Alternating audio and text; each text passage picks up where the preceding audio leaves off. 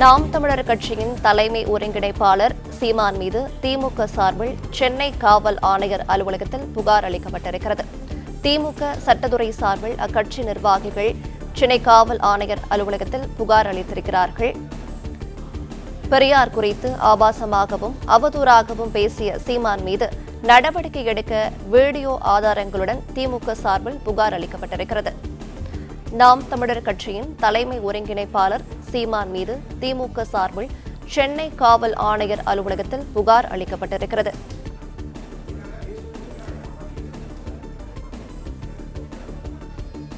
விவரங்களை செய்தியாளர் கதிரவன் வழங்கிட கேட்கலாம். கதிரவன் வணக்கம். இந்த புகார் குறித்து மேலும் விவரங்கள்.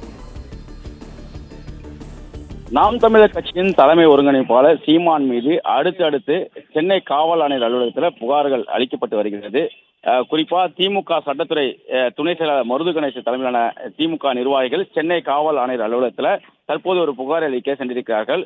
பெரியார் குறித்து அவதூறாக சென்னை தங்கசாலை பகுதியில் நடந்த நிகழ்ச்சியிலும் தற்போது பேசியது போன்றே சீமான் பேசியிருப்பதாகவும் அது குறித்த வீடியோ ஆதாரங்கள் தன்னிடம் இருப்பதாகவும் அவர்கள் மீது கடுமையான நடவடிக்கைகள் எடுக்கப்பட வேண்டும் என்று அந்த புகாரில் குறிப்பிட்டிருக்கிறார்கள்.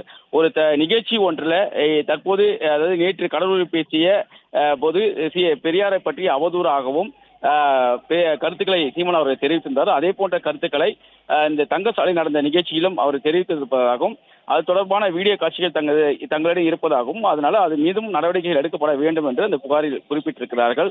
சீமான் அவதூறாக பேசிய சம்பவம் தொடர்பாக ஏற்கனவே வீரலட்சுமி மற்றும் திராவிட கழகத்தின் சார்பாக புகார்கள் அளிக்கப்பட்ட நிலையில் திமுக சார்பாகவும் தற்போது புகார்கள் அளிக்கப்பட்டிருக்கிறது.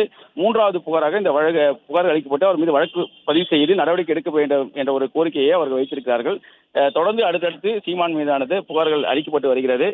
குறிப்பா சீமான் அவர்கள் தந்தை பெரியார் குறித்து பேசியது தங்களுக்கு மன உளைச்சலை ஏற்படுத்தியதாகவும் கூறி இந்த புகாரானது அளிக்கப்பட்டிருக்கிறது.